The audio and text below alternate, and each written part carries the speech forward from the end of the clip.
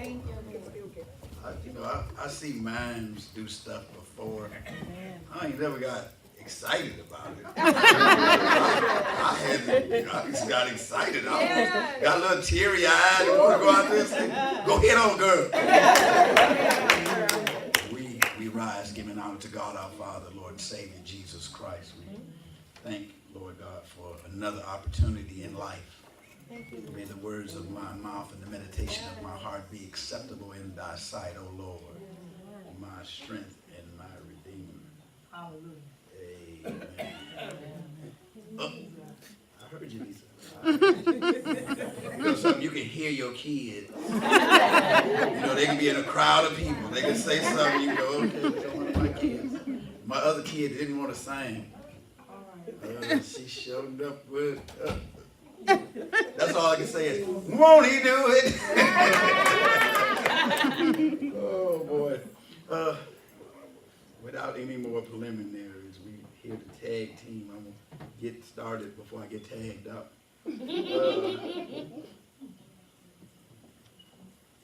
If my people, which are called by my name, shall humble themselves and pray and seek my face and turn from their wicked way, then will I hear from heaven and forgive their sins and will heal their land. That's the word, sir. That was our subject for today. Probably, I'm going to have to tell you a couple of things is, any of y'all got any land? Yes. I am a studier of the word. All right. Probably ain't nobody in this room that this was written for. Don't be quiet. But this was a word that was spoken at the dedication of the temple that Solomon built. Yeah, that's right. Solomon had a vision with the Lord. Yes. It would do you a lot better for you to pray for another vision. Some of the visions that y'all got is when you first gave your life to Christ. And you ain't had another one since then. And because you have not had another one, you should probably do like Solomon did and get a second visitation. Because when God come back, he got something for you special because he done put you in a position to where you already know what to do. But all right. Having a second one is better. So I'm so glad I was able to make y'all be quiet. That's like really wonderful. Because now I have to tell you something, is that during this dedication period, I'm going to get to the answer why I told you that. But during this dedication period, it was during the Feast of the Tabernacle. Now, this was a time to where God would take these people and told them, say, hey, wait a minute. I want y'all to remember this time in the wilderness when y'all didn't have a house. When you didn't have, you lived in a tent. And because you lived in this tent, then, oh, wait a minute, and God's house was in a tent. Oh, yeah. He didn't have no palace. He didn't have no temple. He had a tent. And when I see people doing church work, I'll be saying, bless them, Lord. Because they may not get no fame or fortune by making them dishes that was good. All right. And the dishes was good. They may not get that, but there is a God. He remembered. And if you read this story, this temple was erected. It took 20 years to build his house and the Lord's house. While you are thinking about 20 years, if you ever built anything, nothing goes according to plan. There's always stuff that's either in the ground or something that will cause you to have a cost overrun. So now, in this particular temple, it says in the first verse, on this chapter, it says, now when Solomon had made an end of praying, Yeah, that's what it said. that the fire came down from heaven. Uh-huh. Wait a minute. All right. Now, do you know something? There should be, when the girl was singing, some fire came down. All right. When they was having praise and worship earlier, some fire came down. All right. But you know what? One of the things about the fire of the Lord, it'll purify. Yes, Hallelujah. The fire will make things better. all right. It'll make things easier to understand. So now that as this fire came down, now there is a giant host of animals that's being sacrificed. So much so that the places they built inside the temple, it couldn't hold them. So they had to consecrate this part. They had to consecrate the part around the front of it. They had to make sure that that part was holy. They had to make sure that they had to work with that thing, and it just didn't anything happen in there. I get sick and tired of people having Zumba in the sanctuary. I think that they should probably sanctify that place so that things can happen in there that will help them. All right. So you need to understand that you just can't do anything in here. You just can't do that. Come on. Because if you want great results, you got to have great service. And you can't expect God to just come in here in filth. You can't just expect that. Dress anyway, do anything. You can't do it. Okay now. You just can't do it. Amen. Amen. You preaching the word. So now,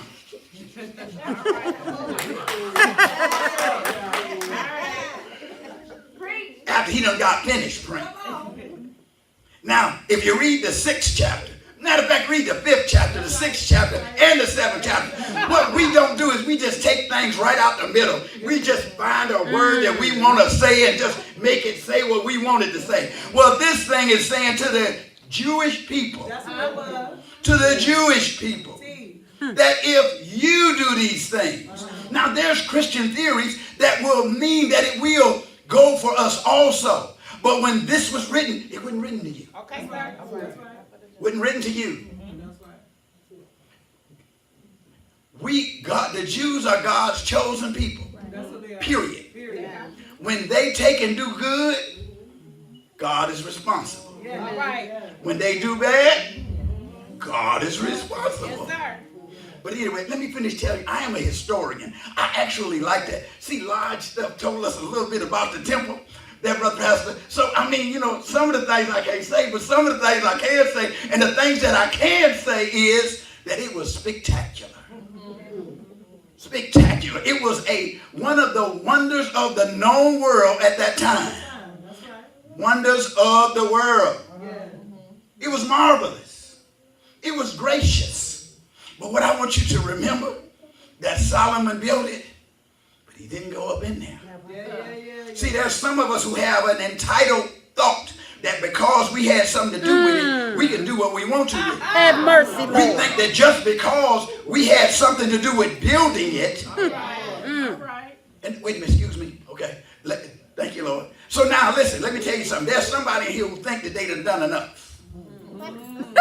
It might be time for you to retire. Let me tell you something. Solomon built this temple, but you know something? He found himself outside the temple, just like everybody else, leading the people in prayer and thanksgiving. And don't be retired. Because the same things that God do for you now that get you to the part where you feel real good, it's going to take that same stuff to keep that feeling there. I'm not a person that believes that you have to work in order to be saved, but I do know one thing, that if you are saved, it will motivate you to do some work. All right? And just because you've done something, this is not a business where you can lay back on your laurels and say, I was good at this, I did that. You better keep on doing it. You better keep on doing it. Solomon didn't stop. Just give me a second. See, so now, when in the 6th verse, he took and brought back David. He didn't take and just talk about Solomon did it, See, because if I had to build something that took 20 years to do it, I helped build our church. I was the building manager. And it probably took about 3-4 years to build it. But let me tell you something. That was a long 3 or 4 years. And you know something? I prayed more during that time than I did any time. You know why? Because I wanted to see the project get done. I wanted to be in there. I wanted to shout in there. I wanted to walk in there. I wanted things to be nice.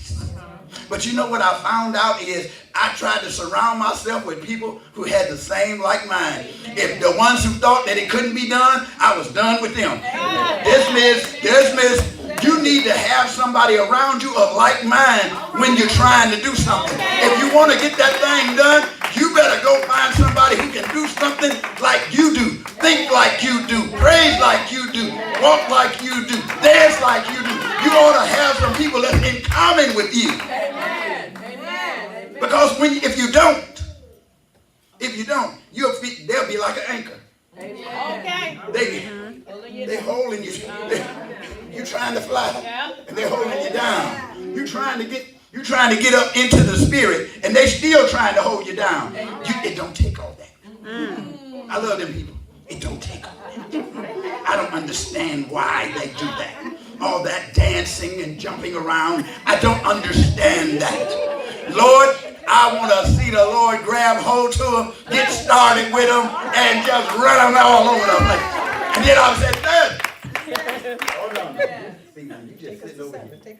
Take us to 7? Okay, hold on. Go to 7. Let's go to 7. Oh, the 7 is the actual scripture, isn't it? All right. Hold on. So anyway, see, because I'm a historian, this was the first temple that was built. And when you build something the first time, you learn a few things. You learn how to, one of the biggest mistakes that we had at our church was the people kept breaking the gas line. Now, I see the commercial. I know little kids can say, before you dig, call Miss D. These people getting paid. And they just kept on breaking the gas, man. And see, I'm one of them people that don't like fire. Not like that. I used to like fire, but I don't like fire no more. I used to like fire, but that's when the Lord had to deliver me from fire. Yeah, thank you, Lord, for delivering me from fire. Listen, if you ever want to see who set the fire, just go there and look in the crowd to be there. The person that set the fire gonna always be there to watch. They can't. Prudence dictates that they should leave, but they always be there to watch the fire. Y'all can probably tell I said something. But hold on, let me get the chapter. Let me get the number 7. Hold on. Furthermore, Solomon hollowed the middle of the court. That was the house. That was before the house of the Lord. There he burned offerings and the fat and the peace offerings, because the brazen altar which Solomon had made was not able to receive the burnt offering and the meat offerings and the fat. So this thing had to be, we're going back to the people who fixed stuff. These priests had to do, how many thousand? It was 122,000. And there was 22,000 oxen. So now, if you can imagine a cow, a big old giant cow, or a big ox, somebody had to ceremonially, they couldn't just cut their throats. They had to do it for a sacrifice. It had to be done a certain way. So now, can you imagine, this festival, by the way, only was supposed to take a week. To kill all these animals, they had to have an extra week. That's right. The food that they had, the portion of it that didn't get burned up, which I'm going to get back to in a second. The portion that didn't get burned up, part of it went to feed the people, and the other part went to feed the priest. Now, sometimes people get mad at the preacher getting anything. Now, in the scriptures, they left provisions for the preacher to be able to eat. I am a commission salesperson. That's what I do for a living. I think commission is a great way of doing things. This thing worked out so that where if the nation was prosperous, the preacher was prosperous. If the nation struggled, the preacher struggled. I think that's fair. I think when people get paid by the hour, it make you act really, really lazy. Because then you don't try to work as hard as you can. You're going to work as you're trying to get paid. And you're just going to do the bare minimum. But those who, wait a minute, but God got a commission plan for you. If you don't do nothing, you ain't going to get nothing. See, if you want to take and be able to get some more, you got to give some more. There's some of y'all don't give. And because you don't give, you don't get. He said he put a hole in your pocket. And you still don't listen. You can see somebody that's tired and you can see that they showing up getting taken care of. Thank you, Lord. Then you still saying, I'm not going. And the people who don't go to church because of you, they think crazy. I'm not going to, you giving all our money to the preacher. I know none of y'all in this room done heard that, but that has been said by a whole bunch of people. But then you know something? You can't beat God's giving. See, because now what you're going to find out was that when they put all these animals there, just to think of all this blood, think of all these carcasses, think of all of this stuff, animals, lion, grains, all kind of stuff, all sitting here. Then all of a sudden, from heaven come down, the fire come down and it consumes up the offering. The fire was so good that it stayed for years. It stayed for years. And you know what caused the fire to go out? Just like it do in your life. Sin. When they start acting up, the fire just went out. It came back again.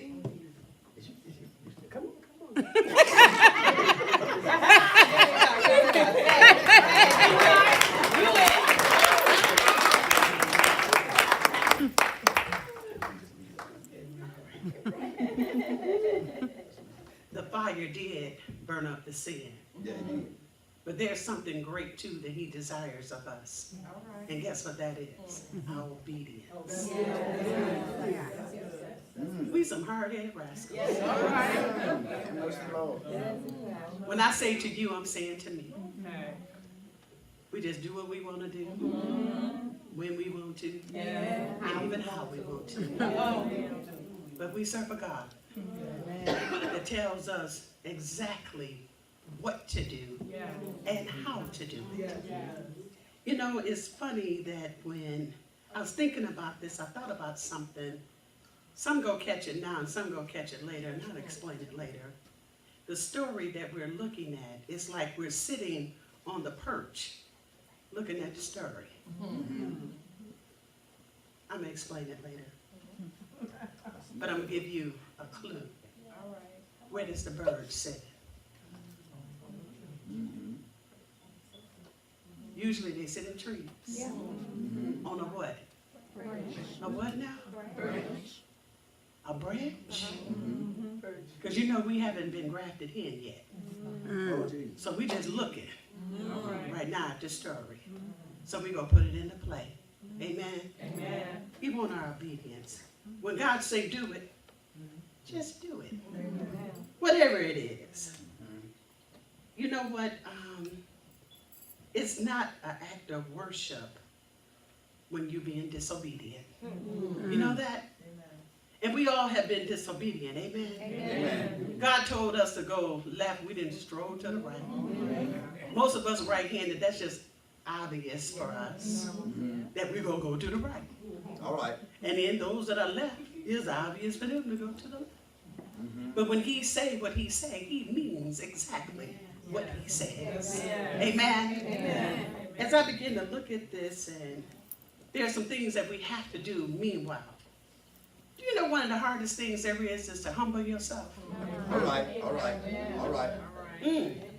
But when he said it, it wasn't a request, was it? It was a command. He meant what he said. That's right. That's I've had to humble myself in situations where I didn't think it was fair. Yes. Amen. I didn't do nothing wrong, All right. but I had to humble myself, Yeah. not to please me, Yeah. but to please the master. And a lot of times what we don't understand is he's given us opportunity to get closer to him. Yeah. And some of us don't have a lick of sense to understand when he shake us in some tight situations. He know how to hold us, even in the situation, just like, say for instance, a dog with one of their little toys. They take that thing and rattle it all over the place. I know I've been rattled. And I don't think I've been rattled fairly sometimes. Because you know what? When the dog grab a hold of that, his teeth is in it, ain't it? Because it hurts, doesn't it? It hurts being gripped with life situations sometimes. Amen? It hurts when it goes deep down into a place where it will open up a wound that you don't even know how it's going to be healed. But you know what? What happens is if we believe him, he knows how to patch us. And guess what? He don't have to use stitches. Amen? His blood is enough. Amen? So when we can be humbled in situations, when we can tell somebody, no, you go ahead, I'm all right. We do it to our kids all the time and we just think it's natural.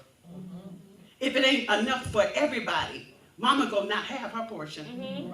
That's a sign of humility because she gonna give her portion to the kids. Amen? What mother won't give their portion to the children? Especially if they're hungry. Okay? Especially if they need something. I've been where I needed a dress, but they needed something better. And guess what I did? I wore the same dress. Okay? And it was all right. I wore the same dress. Wore the same pair of shoes. So we need to learn how to be humble. And some of us don't want to be humble. Pride grab a hold of you. And it can be a mess. And he was talking about these people. They have to chat. There are things that they was determined to do. And God is just so merciful to us. I want you to think about it today, how merciful he is to us. We're in this place today, a beautiful place. Some of us are still in trouble. We got some problems. Some of us is not feeling so well. When I walked in, my back was hurting me so bad I didn't know what to do. But I thank God for just what she said. What Val said, the anointing in this place. My back began to feel better when I walked into this place. I had to humble myself because I almost said, you know what, maybe I need to sit home because it was hard for me to even put my stockings on. Now some of y'all don't wear stockings, that's all right, but I had to put mine on. Okay, I'm just talking about me. Okay, I'm just talking about me. But I had to struggle to do that. But I knew that God had sent me on assignment. So I had to do all that I could do to get here. But I was so glad when I walked in the door and the sister and I was sitting in the room and the music began to play and the psalmist began to sing. We got the Holy Ghost in the room. We got the Holy Ghost in the room. And I had to tell her my back was hurting me. But then she just looked at me. I already knew she was praying for me. I already knew that. And when I walked in the door and I said, glory to God. You know, it's a pretty sad thing when we don't want to be humble. I'm going to share with you real fast. One of the most humbling things I ever had to do. Somebody mistreated me, and I had to tell them I loved them. I didn't say it because I wanted to. I was telling the truth. But I knew every Sunday I would go to the altar. And I asked God a question. Teach me how to love my enemies. See, when we say that and we read that, we really think that's easy. We really think it's easy until you try it.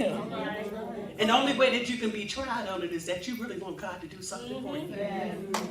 So every Sunday I had to go, teach me how to love my enemy. And I had to be honest with him. I said, I don't know how to do that. I see it. I'm singing in church. I got the nerve to be taking communion. I don't know how to love my enemy. But then he fixed me one day as I began to go there all the time. And this person was in the hospital, and I had to pass by her, you know, singing in the choir. It was offering time. And I'm thinking the girl in front of me was just talking to her, so she was holding up the line. And I heard the Holy Ghost say, hug her and tell her you love her. I said, I'm not doing that. All right. I'm talking about humility. I'm like, I'm not doing that. Yes. And they still singing, and she's still standing there talking. And I'm looking like, I wish she'd move on. And he said it again. He says, hug her and tell her you love her. I said, oh, no, I ain't doing that. I'm not going to do that. And then he said it one more time. See, he's gracious. He's gracious. He'll give us a chance. He said, I said, hug her and tell her you love her. So tears in my eyes. I know she didn't like it. And the girl stopped talking. Because he knew I was going to be what? Obedient. All right. Because I love him. So as I passed by her, I said, I love you. But I forgot what part he said. I did half of it. It looked like everything stopped. And I said, I hugged her, and I said, I love you. Now, mind you, I told you every Sunday I went to the altar. And I asked him to teach me how to love my enemies. So when I hugged her, I went to go down for the offering. And when I put my money in the offering, I felt something fall off me. My God. I had to look around because I thought my clothes had come off. But what had come off of me was that heaviness. Okay? It was the burden that I was carrying because my pride. Okay, I refused to be humble. And he had to take me and twist me. See, when he take and twist us all around in different positions, now y'all see I'm moving, right? I told you my back was feeling all right. Praise God. I'm able to move. I wasn't able to move like that. My kids will testify to you, I wasn't, but I thank God when you're obedient and you do what he asks you to do. He'll do some things for you that is impossible to do. Have you ever had some impossible situations? Has he ever saved you out of something? Has he ever done anything for you that can't nobody else do? He'll send his imps to try to kill you.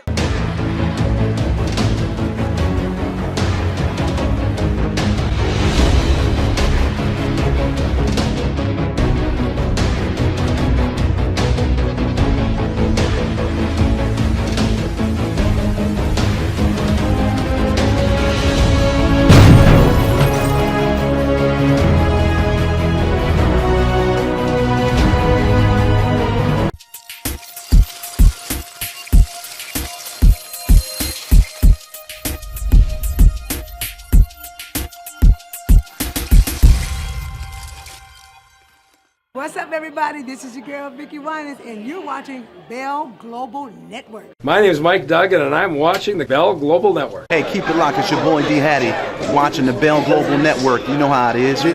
Hi, I'm Charlie Langton, and you're watching the Bell Global Network. Hi, this is Martha Reeves, and you're watching the Bell Global Network. Hi, everybody. I'm telling you, everything that happened to me that was good, God did it. I'm Evelyn Turrentine, AG, and you're watching the Bell Global Network. This is Pastor D. Alexander Bullock of Preachers of Detroit, and you're watching the Bell Global Network. This is Bishop Edgar Van of Second Ebenezer Church in Detroit, Michigan, and you're watching the Bell Global Network. Hi, I'm Bernadette Stanis. You know me best as Thelma from the TV show Good Times, and you are watching Bell Global Network.